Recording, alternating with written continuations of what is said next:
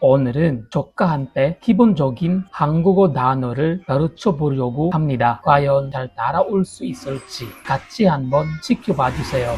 Turuan kita ng Korean. Yung tulad nung nag-live tayo. Kagaya ka lang sa akin. 5 word laang. Number 1, pagka sasabihin mo hello, ano sabihin mo? Wow! Bakit mo lang? Dapat abot lang! Paano naman pagka thank you? Nung may nagbibigay sa sa live, sige, isipan mo. Ayan ko na. Ano? Game. Adios. Hindi. Kamsahamnida. Kamsahamnida. Anong hi or hello? Annyeonghaseyo. Annyeonghaseyo. Annyeonghaseyo. Thank you. Anong thank you? Kamsahamnida. Anong I miss you? I miss you. 보고 싶어요.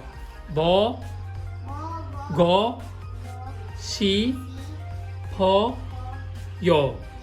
보고 싶어요. Bobo Shipoyo. Yun. Ano, Bobo Shipoyo.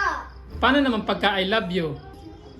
사랑해요. Sarangheyo. 사, Sarang. 랑, 랑, 해, He. 요. Yo. 사랑해요. Sarangheyo.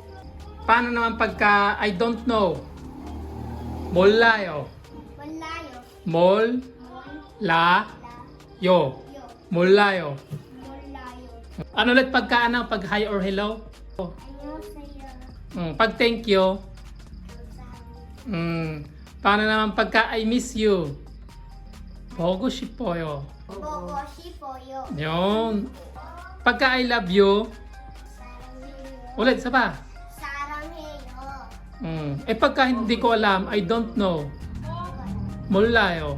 Walayo. Ulit, 몰라요. Walayo. Kinchana. 괜찮아. Anong 괜찮아?